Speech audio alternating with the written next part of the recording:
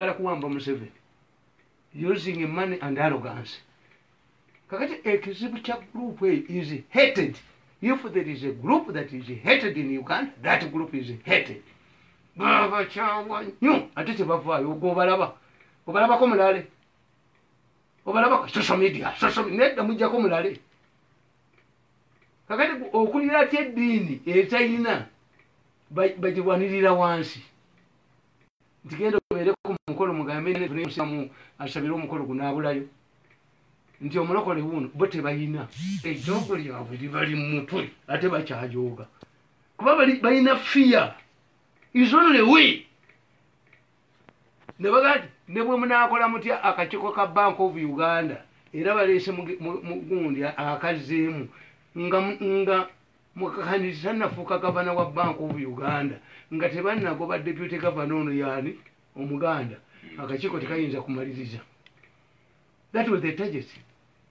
Bw'oba otulira akakiiko ka Bank of Uganda olaba kukanoonya bakatuutu bakola conclusion parliament egiteesezza nako ne baddayo ne bayisa mu auditors report mukakanizi nga tantutuka kugwa kakati gwe mukakanizi ogalabwe ono yabuuka mu kiswa yona abuuka mu kiswa talina beewaawe. Political African politics rotates around ethnicity. Oyinza okukwata kwayigigi n'otafuna busoga kalulu. Kyembadde nja okubuuza Mwami Museveni akuliridde nnyo kubanga bino byonna gwe byolaba. Ate Museveni kyenkubuulidde. Gwe byolaba. Ate ffe ba Museveni tetwagala bano. We endese mu gavumenti twagala badduke buddusi bajooze nnyo abantu. Tweya pusi mutani wakajejo najogoona kana akasajja kesironko ne kakuba abantu kati gurupu eyo ate tenoonya bululu eri Museveni yeekukumye kakati mumunabeera mutya. That's one group. Ne tubeera ne gurupu eyaffe eya Musevenists wadde batujooga tetugenda tumanyi bano abaana oyo ajja kudduka Ssaabajoozi ajja kudduka. Ne tubeera ne gurupu ey'abano abavuya bano ab'ebibiina abavuya bavuya kubanga eno gurupu y'abamafiya eyina ssente mpitirivu ngezi. Kakati gurupu y'abamafiya yo kyekoze ejjoogo lyayo si lyekendeezezzaako ekyalwana nakati okubba ssente ekyalwana. Kakati yo mafiya ensobi gyekoze etabula bibiina namboze nadduka nagende wa Bobi Wine ne gundi ne Besigye kuba Besigye ne gundi bantu baba mafia kakani katabula ne kazanyo obubadi bwako Bobi Wine kamukuba ekigwo. Bobi Wine yakuba mama bubadi yamukuba yagamba naawe oyina petrol station yeGombe ekola government yagirekawo. Bobi Wine yeganye ekitegeeza iwala Besigye. What prevents Bobi Wine's spokesperson to come up and refute allegations of numbers? Ati bwomwogerera kali kamukubye kali naye nikazanyo kati obubadi kuba ate bwe kyebatamanyi ku basajja abo zaba abaana ne babeeramu emyaka 11. After using you they drop you. You can't get married and remain your virgin. One people's government. Nambozo ne bajja nti beno nti batuuse ku ndagano people power. Okolaganya mu kyati nti bali babega. Wanje baze kuketta. Bali ku mission. Era mission yabwe yali yakutwala Bobi Wine mu America. Mugisa muntu alangirire nga Bobi Wine taliiwo. Ekitasoboka. Songa ate mugisa muntu yabayambi. Yebo alonchize ekichi ate babadde bayinza okubagana mu kuba olukiiko. N'olaba enganga n'olaba empuuta. Abalina amagezi tuli batono. Abatula wansi abali emmere. Kakati nti mbagamba nti obuzibu bwa mafiya ganga ye tennatuula wansi kugamba nti obujoozi tuwunya ffe tuwunya. Ane Museveni jabakwa kuba naye bamwandamayininga. Kakati mafiya ganga yo kyekola ekoze strategies bbiri. One, ekwata bakitatta ensi esanyuke n'egaana. Public n'egaana nti abadde abikola nga temuliiwo. negoba musisi ensi neegaana ensi neegaana okwo kwenaaza baganya abantu nedda pulezidenti Museveni tamanyi bano baana bwe bamuzannya abaana bagezi nnyo nkugambye nti musisi si ye problem musisi ye problem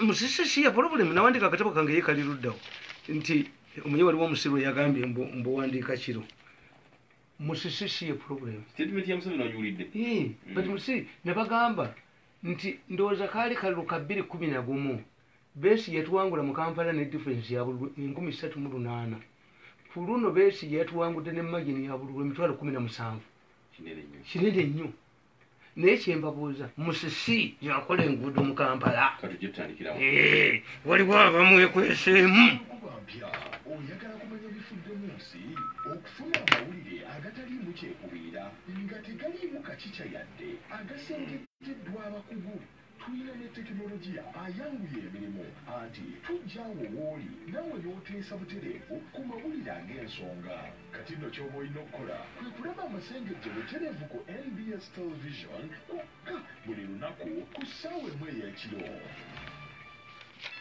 Prestige Margarine. Prestige Margarine awumbisa omugaati ate aliwo nekibisa ekiyamba okusiba omubiri mwaba bekeri mumweyune ati bw'omukozesa okekkereza kinene ate n'ofuna n'amagoba mangi. Prestige Margarine mufuna mu maduka ne supermarket wonna mu ggwanga abasuubuzi mumufuna mu Chapa Enterprises mu Kikuubo.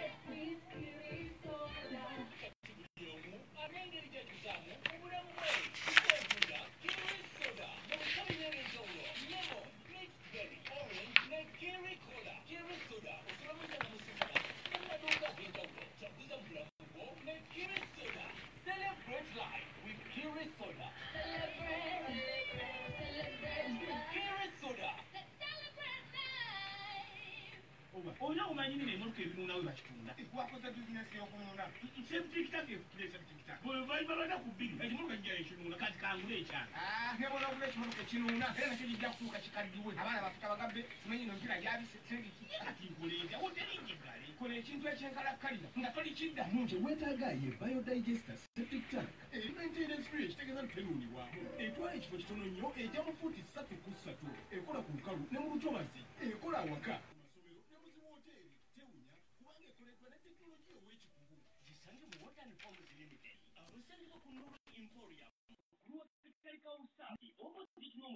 Welcome, salam. Online is off. Online is off, yeah? Yes. Let's try to improvise it. Don't mind it. Let me try it. Okay. Traders ku mukwana akedi batunda shali entalabusi saako obukaya n'obutambaala batunda n'emisaalo saako hapupeki n'ebintu ebirala byonna ebyambalwanga bya buyisiraamu babijja mu nsi enkugu mu byo omuli Misiri, Buyindi, Indonesia, Dubai, Muarabu Emirates ne Saudi Arabia. Kale bakubireko ku 070 78 52 essimu eri 070 78 52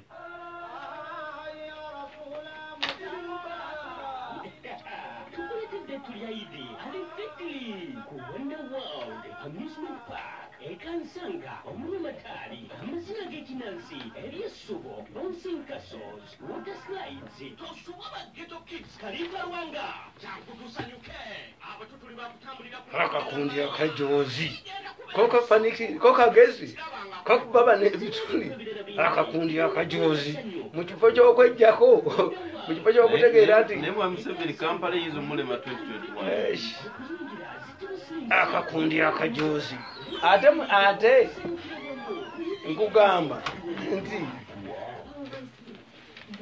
International University of East Africa.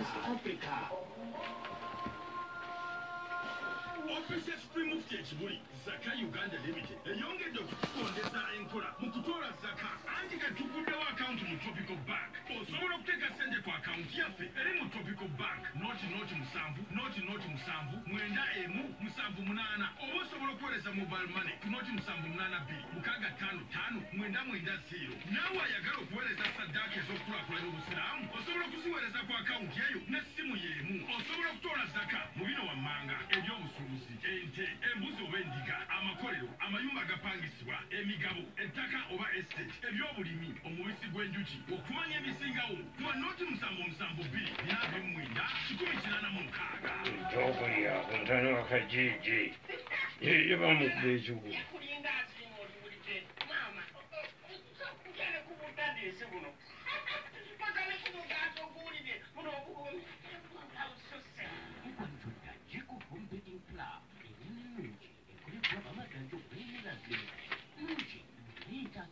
okukola ebintu eby'enjawulo gamba ng'amandazi chapati cakes daddies omuli ebintu ebirala bingi ate kuwa emigaati abamaganjo premiers bakukoledde jiko bakers flour eri mu bipimo bibiri omuli kilo 50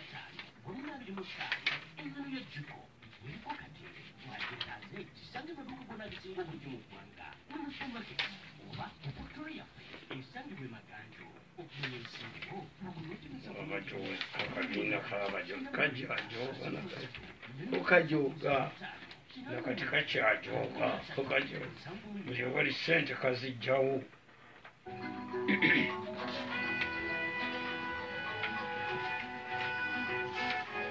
kikomyewo kikumusamburizo benda pan fm okulala mu kyobujondo kikabiri mutano okusawa enya nkujukiza tuli mu program oyigogonga the patriot nze nyombi mahmud bano aba MTN bagamba nti ufuna esimu ya kamunye smartphone MTN kamunye smartphone empya emitwalo 89 kugirako GB 2 eza internet okumala ennaku 30 ate nga kugirako kamera eyo maaso n'eyemabega Facebook WhatsApp Google Assistant n'emigaso emirala mingi gifune ku service center eza MTN mu ggwanga everywhere you go ayagala okukola hijja bano aba Tropical Bank bakukite kibayise Tropi Hijja account eno no tebakuwola obula bakuwa enteekateeka ennunga musobola okusavinga oba okutereka ssente zo eza hijja ne umura osobola okutuukiriza ekirooto kyo n'empagi eyo genda ku ttabi yonna ya Tropical Bank ogulewo Tropi Hijja savings account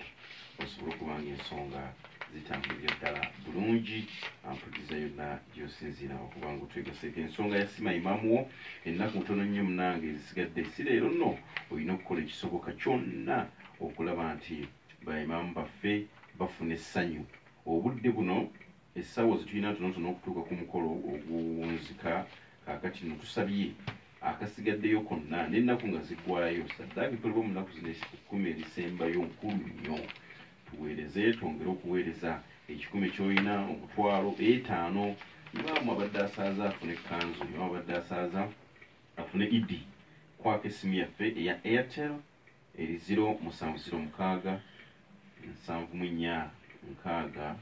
6 0706 7 6 tulina neya MTN 0773 24 68 54 0773 24 68 54 ojja kubanga banaffe oyambye okusima bayimamu baffe mu nteekateeka eno ompadde ku statistics wali mu mirundi butya Kampala bwe yawangula luli ne kati n'entyamu nedabanga okusinzira ku statement ya president kiyinza obbaka lubiri ya mugumu bo bano abaana obwongo bwabwe bulowooza nti abantu tebategeera if Musisi was bad reverse what Musisi did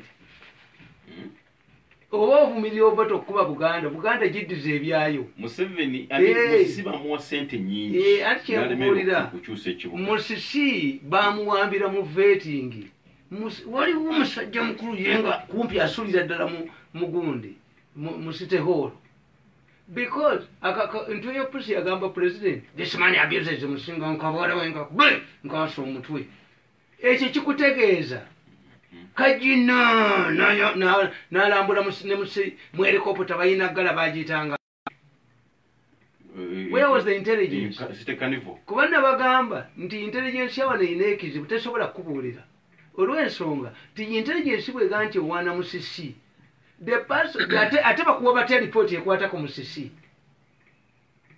Bayita batya kuwa report ekwata ku muntu oli naye kulozi nga yakusuula musiru kyo wa intelligence oba bano bazanya kabadi kaabwe intelligence egenda kubuulira Museveni si kakati reverse butondeddewo have an elected about the problem ndikati mugambala mulimu basi n'abatakisi tebakola sero with the problem sisi yakola ebyamulimu okutereza kati bikolebwe omutembe yatunde essaawa bamugoba batya emisinde mu kibuga akuganya kukola ki abagenda muloogi baleka enguudo bazigadde tewayitawo omuntu no abali muloogi be balina okumanya nti eri insulated yagambye mbuwandiika kiro nakugamba banna ate mbuuse wadde muwanta wanye mbadde nkugamba wano nti Kampala predictions nakugamba 2016 as I pointed out in my submissions the problems of Kampala are neither legal nor political. They are mafia engineered and the government has failed to tackle the real problem. The mafia operates on deception and diversion. They do not allow the public to discuss the real issue. For example, the introduction of buses in Kampala had nothing to do with the congesting the city. They wanted to grab the taxi business, this so you told a strong organization, and scatter the drivers for his exploitation. This was achieved. Today, the taxi industry is disorganized and unable to unite for a common goal. The mafia has created a bogus organization through which they milk the taxi drivers. Munsi yonna Katongola asinga ba minister 10. Munsi yonna Kayonga ali mu wina akusingira ba minister 10. Munsi yonna ya democracy Kakoza ali enakasira akusingira ba minister 10. Lwaki abantu be bakumedde as Butoda was still in charge. Could you have riots? Nanyini buyinza ya generator basi nasikatalinga abantu ne badduka akasajja kanubira must collect some additional billion abo for me refused sisobola nagana ndiye batta tumukontrol atoba ndi mutamivu atembe ati advise wakati advise ndi advise kukusokola mwe sikubenyo sikubo mutone bwasi they don't add up advise kusokola mwe niyakuga nti market nothing has changed because the real intention is to maintain the wrangles and get an excuse to sell the markets to the investors and earn commissions. Omanye ekyo mutawaana president ekya overlooking intelligence political intelligence kyeta mugulira nti ettaka obutalire buliko lyeriri baagala okutunda obutale buddewa. So they mastermind wrangles in those markets babutunde ngamba obutunde butale buddewa ati musakugamba nti mu Kampala temujja kubeera mu butale maama mu Kampala temujja kubeera masomero maama ne tugenda kukola flyovers tugenda ate president yabaga nti amasomero gonna mugongereko kalina waggulu n'ebisawo bi maintaining when I'm moving through the city I see children who are walking on foot kitegeeza baabana ku abali mu kibuga. Where do you find a market in the city? Nakasero was for Europeans. Where do you find the schools in the city? Mama need that. But we shall have 500 buses to ferry who? You castrate many and you build the largest maternity ward in the city.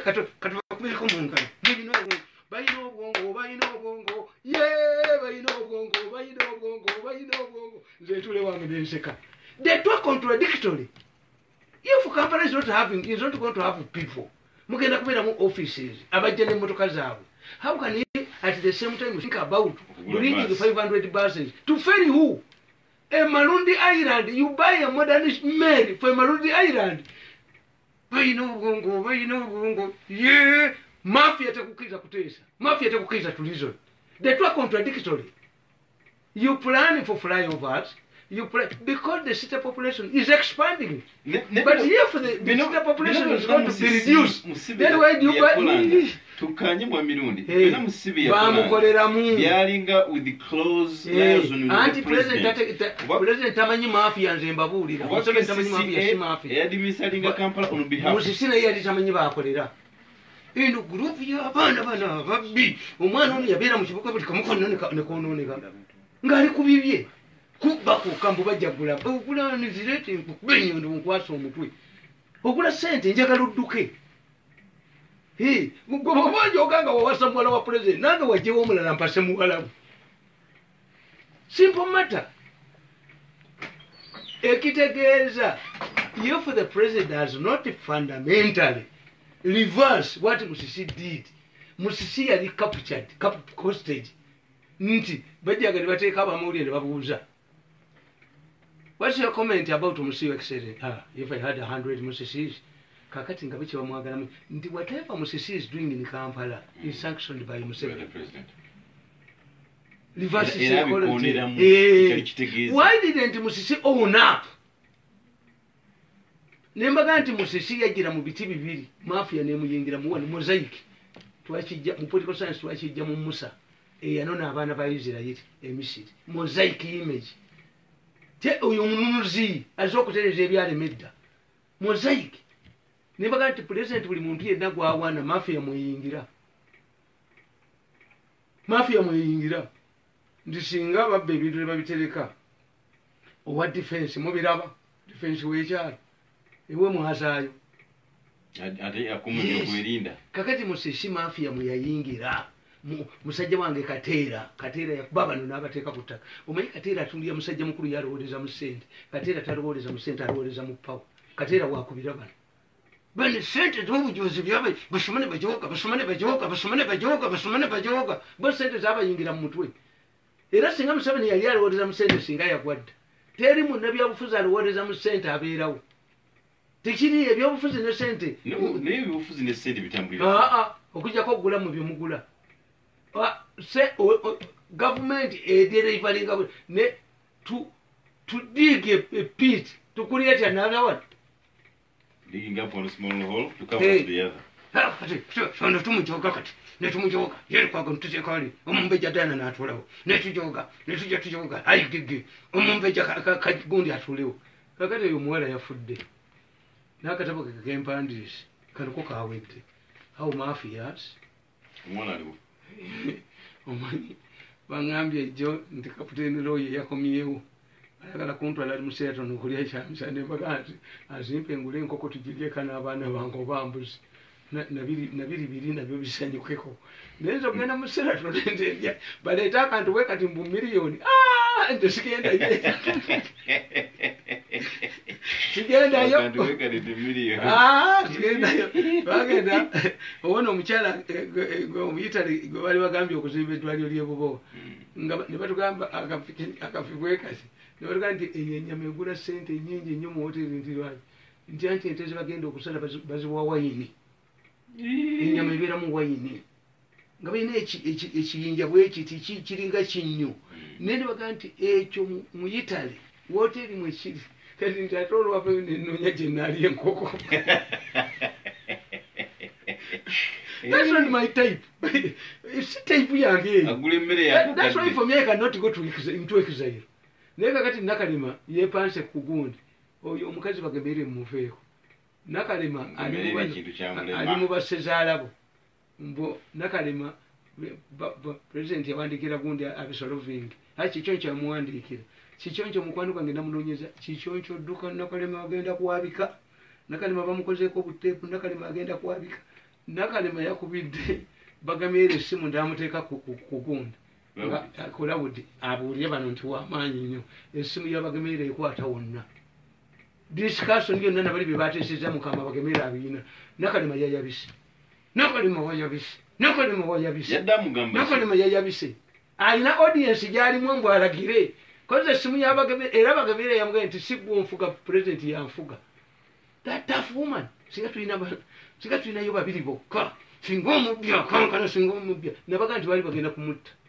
bamukola kireberebe bwe bati nomugamba nti gwe tokyali mulamuzi ali nakakiiko tekanatandika kituli tetugitwala bakuuma mulamuzi oba bakuuma mulimu oyo omusajja ago gemwakwata osigire najja namugamba nti omanyi give us 300 million shillings to protect you otherwise prepare your grave omukazi namugamba siziina what about 30 million nazo siziina naye yesu ankuuma nga kizze what is happening mzimba manyi that woman was also going to be killed ask her ono kagezi ye bamulumba ne bamusaba ne bamulimba security lwaki yafiira kameme kono wa side she was aware nze motoka yange bagenda ogikanika ne bafubuka abo abayambalanga ebya black abo ababodaboda ne baŋŋamba nti abasajja bwe bali wano basiibawo nenkwata ennyondo yange nemboolekera omu yakubabaasi n'afiirawo omulala yaddukira nateete ku lw'emityana naye ono ye yafiirawo nebaga muntegedde mulaba tutambula mutuyita mmere omanyi mwe temumanyi nkubuulira nange baali banzise ne bagala n'okutta mukazi wange oyo omukazi tasaaga ajja kuba ababbi abamaliwo bamumma sente ne bamumma sente naye akakiiko kamugemerere amakulu gaabula ate kaliwo nti ensonga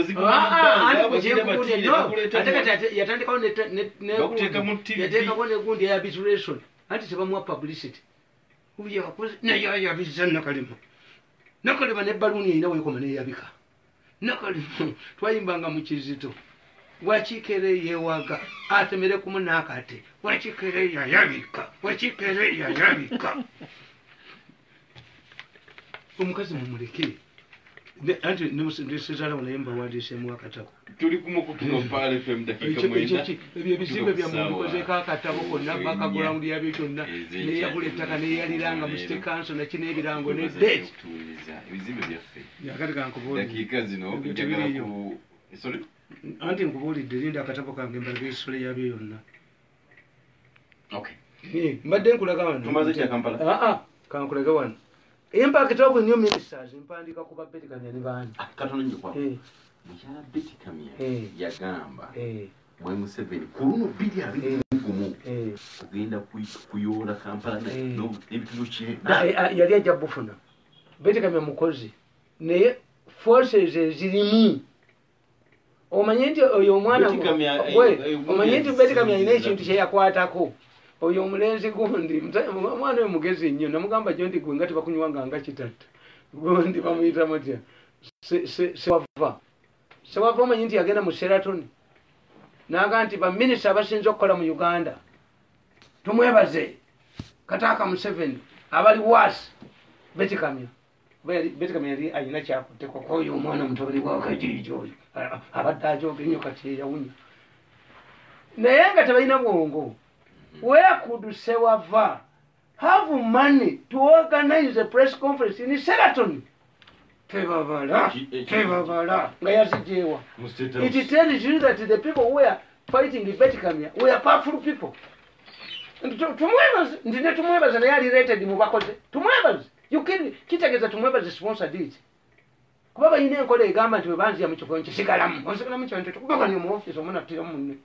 Kakati Betty Kamya yali ajja kudelivaringa naye mulimu abasinisa amanyi mu Kampala bwe bajjayo bwe bati kuba kuwati nno every day mu Kampala mulimu poloti expiring ati bagiri ni uwe egula bukadde busatu ngani ajugula bukadde busatu obwa dola okay yes tebagiri ni uwe bamanyi contract is game ekiri mu Kampala ko kimanyi abasinisa amanyi bwe bati oyo kitaka naye ajja kusubira mu komera basi diseba tibamukozesa kitakaloza nti bakolagana nabo bokolagana n'abamaanyi mukudduka baddukanga lubaale basuma ne bajooga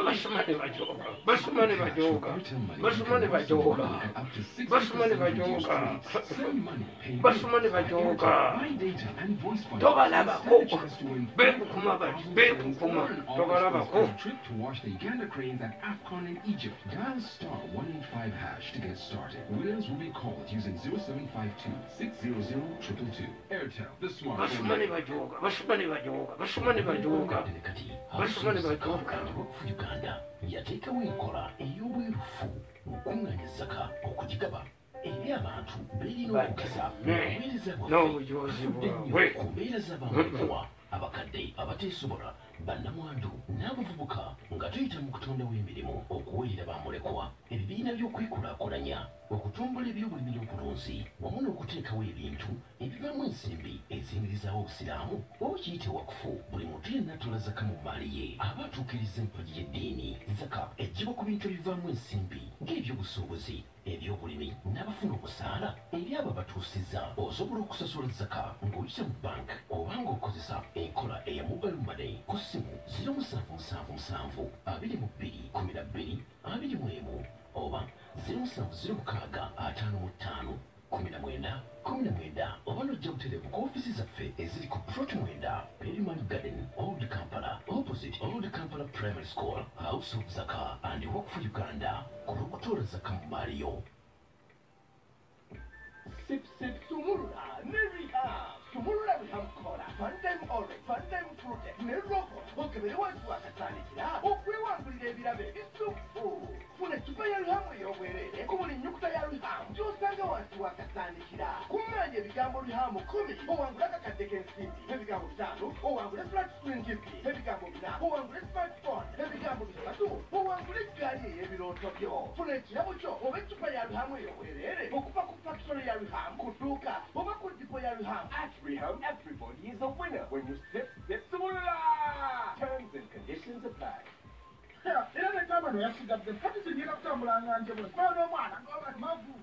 Programu yo ya HTV etambula bulungi.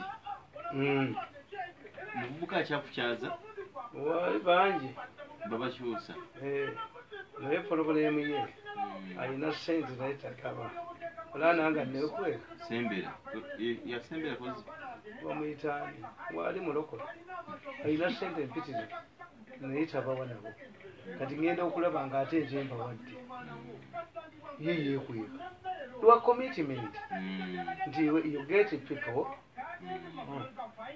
obubaka butuuka kati yeyayiga baagala bamwesibyeko muvubuka eddagigulu omanyi bwe bagenda ne balowooza eyo bagenda ne balowooza obusiru bwabwe nti nze bw'ogula tv mbamanya abo abaana bwebali nentema teriri conciliation nabaana abo teriyo tewali pulezidenti ne bwampita ne balemera mutukubaganiramu mu meeting tujubakokubagana ku nsimuka buli ne muggulu teri nange beesanjesa paka tuli balabako nga badduse anti bamunyigiriza bagigule bamala kuteeka mu kizibu kati muwanga balowooza awinoti nsepale nze nti nze nemuwanga tuli kundi bateeka ku natti zezimu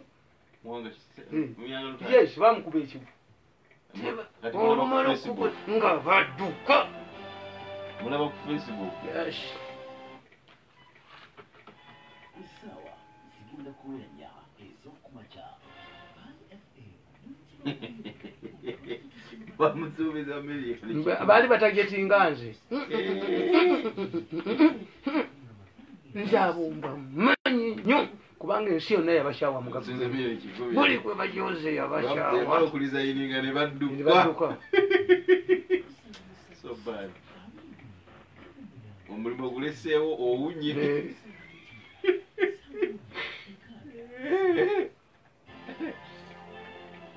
banange mwebale nnyo okutuwuliriza tuli ku mukutu gwa Pan FM nze Nyombi Mahmood ndi ne mutabani wa Yohana Mirungi nemmuli kakati gwe teebereza baagoba abantu kukulebera emisi musisi n'alimba n'oyo omuvubuka nakona nekakubaako esirongo nekakuba musisi nga akyaliddereere gundi ye Nairobi nga tewalire nababuuza nalaba abantu bono mundeeba abaagoba okutaala projekiti weeri naye lwaki omwana oyo tebamukanyuga mu paaka nebamuba ne bamutta yes nti ekyo nti pulezidenti bwagaana musi abo basanyufu abo musibe yagoba nga alimba nti afunye be train wagons nembabuuza train wagons ani buli kibuga kiwamberere lines buli kibuga zaakyo kati atudde mu Serena atudde they created problems for Museveni oyo omwana eri wambabazi nnyo Mbabazi yayogera atya ng'agenze ng'akuza omukolo ku bwa minisita bwe tumwebaze yagamba nti bulijjo mutubuuza abaseka museka wuuno destroyed Kampala tumwebaze destroyed Kampala condemning gundi in fact abantu babulira nti okondemminga Musisi baseka Musisi they know kakati nkugamba wano mpandika mu 216 nti the problem of Kampala was not ministers never. What was and remains the problem is the mafia. Let me ask, if a group of robbers board a taxi to accomplish their mission and the taxi develops a mechanical problem, forcing them to board another one, does that change their mission? Changing ministers is not the solution. The solution is the mafias, and the government has failed to drop the killer machine. Ababbi abagenda okubba ng'ababbi ennansana emmotoka neefa ne bakwata endala tebabba ne bw'onooleeta baministers nga bali abasinisa amanya abalimu abasinisa amanya bwe bati nabo batya abaminister nti minisita olwakwata ku kino abafuuka ba NRM bafulumiza lisiti ey'abakoze obulungi Betty was minisita kuba bakwatiddeko ku kintu kakati you blame Betty no Nenkugamba, I pointed out that Musisi's biggest mistake was to paralyze the city council. Instead of getting allowances, councillors were given salaries to lose interest in council meetings. They were also given loans to buy vehicles. There were also attempts to amend the law to remove elected road mayor. What was the real intentions of this? The group feared accountability. They have also agreed to create committees which they had earlier opposed. Goba kugambye nti lukwagoba mwesayansi wa mwali temumanyi. Musisi wanted to govern the city ngajirimu buomu. Mafia ne mafia negoba lukwago. Ngati muli bandi bala. Bale mesali kwago okubalondera ekigundi mayor deputy kubanga etteeka likugamba mayor yakuwani. Deputy mayor.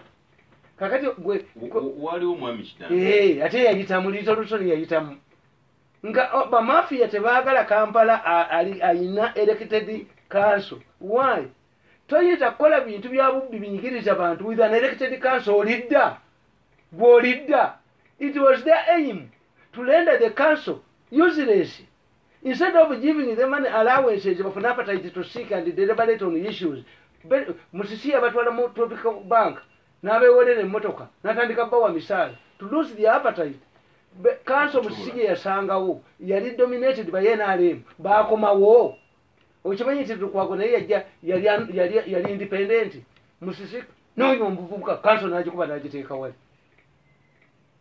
They don't want naye musimu future bajja kumutoolayo bajja ayogere. Why is it that Kampala of all districts of Uganda Kampala did not have a functioning council? Chirirudo. Because Kampala Maleto, hybrid, you can deal with the Kampala issue.